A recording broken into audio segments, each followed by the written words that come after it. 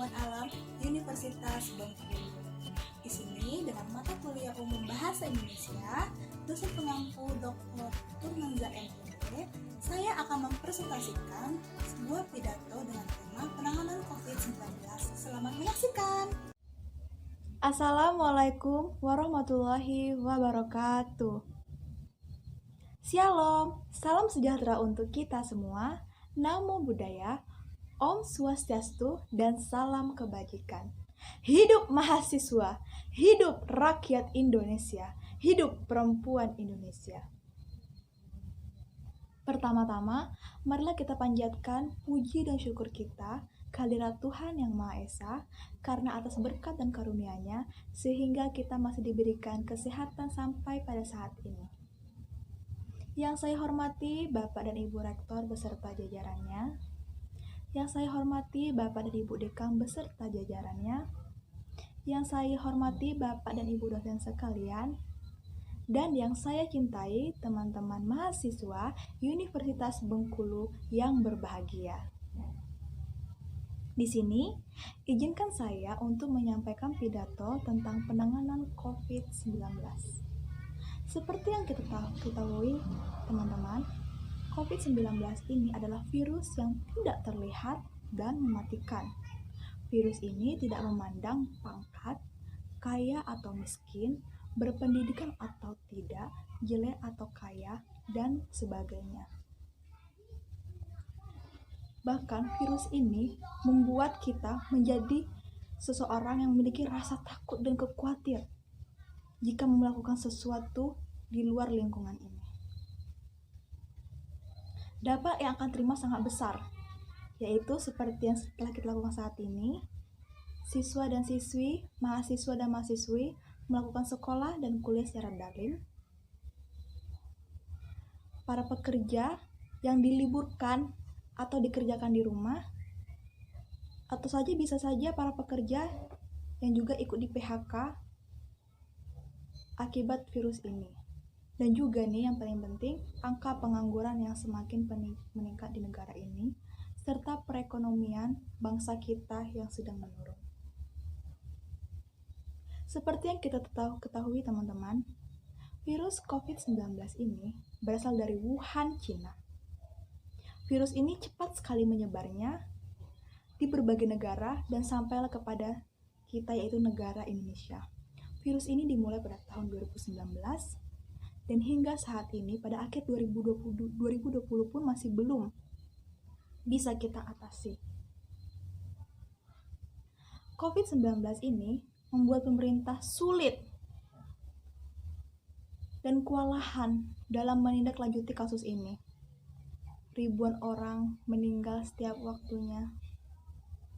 Tidak hanya rakyat, tetapi para wakil-wakil rakyat yang mengatur pemerintahan ini pun ikut terkena virus ini. Keluarga yang tidak diperbolehkan menjenguk dan diasingkan di karantina suatu wisma. Itulah virus ini. Lalu teman-teman, perlu kita ketahui gejala-gejala dari virus COVID-19 ini. Gejala umumnya yaitu demam, batuk, dan kelelahan.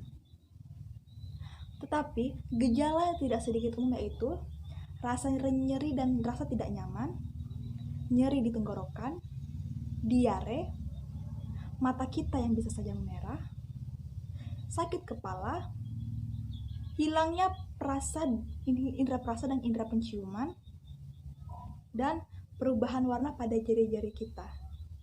Gejala yang paling serius nih teman-teman, kita akan sulit sekali bernafas, nyeri dan merasa tertekan pada dada, hingga kemampuan berbicara kita dan mendengar pun semakin menurun. Maka dari itu, jika kita telah terkena virus ini, kita akan diasingkan dan kita akan dikarantina selama 14 hari lamanya. Lalu teman-teman, lantas apa yang terlintas di benak kita selama kita mengetahui virus yang mematikan ini? Tentunya teman-teman, kita harus waspada dan mematuhi protokol kesehatan. Sedikit bercerita, beberapa hari lalu saya sedang berkunjung ke rumah suatu keluarga. Saya dan saudara saya mematuhi protokol kesehatan dengan memakai masker. Tapi, ada satu tamu yang datang, dia tidak memakai masker, dan tamu itu adalah anggota kesehatan. Maksudnya anggota kesehatan di sini, dia juga bekerja di salah satu puskesmas di daerah tempat saya tinggal. Bercerita banyak kami, tetapi dalam ceritanya ini, saya melihat bahwa dia itu tidak takut akan virus ini. Dia menganggap bahwa semua kita harus terkena virus ini agar kita memiliki kekebalan tubuh yang kuat. Ya, pasti orang yang telah sembuh dari virus ini akan memiliki kekebalan tubuh yang kuat. Tetapi teman-teman, tidak sebaiknya kita untuk menentang, bahkan menantang diri kita agar kita terkena virus ini. Sungguh sedih. Di situ saya mendengarnya dan dalam hati saya sungguh sedih.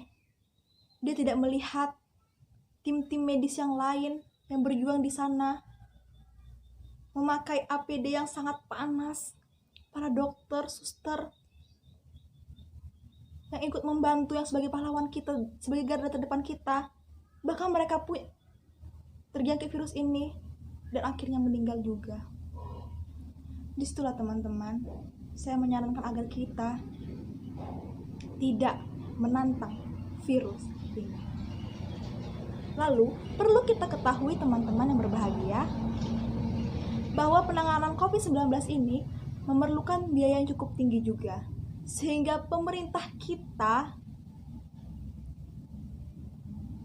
selalu mengupayakan untuk memperlengkapi APD, relawan-relawan, pendidikan dengan membebaskan kuota, dan sembako-sembako lainnya yang kita rasakan saat ini.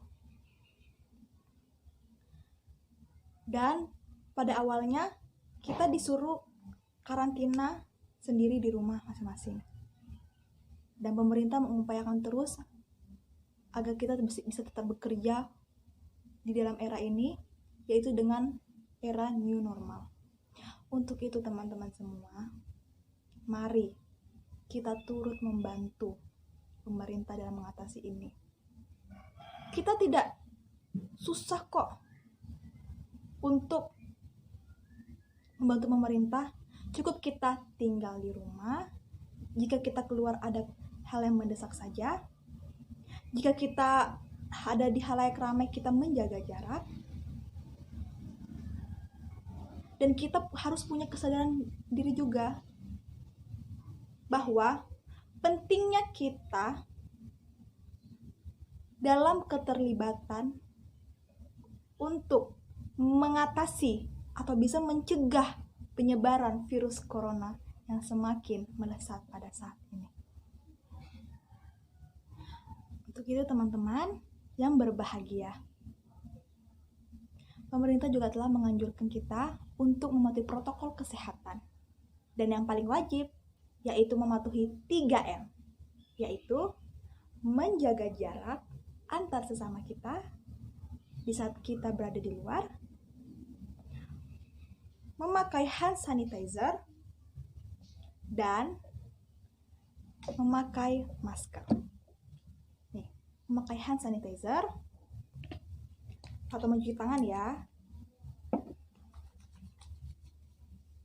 serta memakai masker.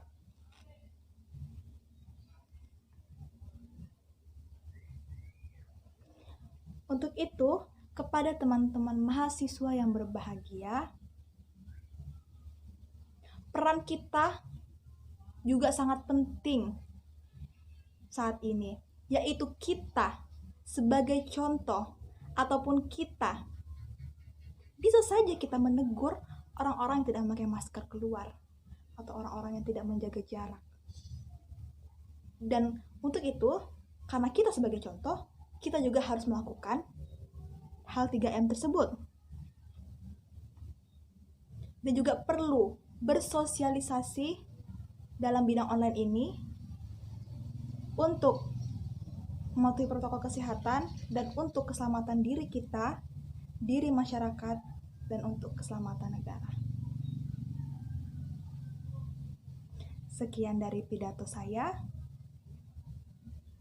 Jika ada kesalahan kata ataupun perlakuan saya meminta maaf, kepada Tuhan saya mohon ampun. Jadi teman-teman, peran kita sangat penting untuk membantu bangsa kita Indonesia. Tetap jaga kesehatan, tetap mematuhi protokol kesehatan, dan yang terutama, tetaplah berdoa kepada Tuhan Yang Maha Esa agar pandemi ini cepat berlalu dan kita bisa kembali seperti biasanya dalam era kita biasanya. Baiklah teman-teman, tetap jaga kesehatan kita. Saya akhiri. Assalamualaikum warahmatullahi wabarakatuh. Shalom. Wah, terima kasih ya kepada teman-teman semua yang sudah menonton video ini. Semoga video ini dapat bermanfaat bagi kita semua. Tunggu dulu teman-teman, jangan langsung di skip. Untuk teman-teman semua, jangan lupa like, comment, subscribe, serta share aku di channel Nina Basalia. Dan juga teman-teman, ini perlu diingat nih, kita harus tetap mematuhi protokol kesehatan dengan menjaga jarak, mencuci tangan atau memakai hand sanitizer, serta ini yang paling penting, memakai masker kemanapun kita berada. Jadi, sampai jumpa di video selanjutnya. Dadah!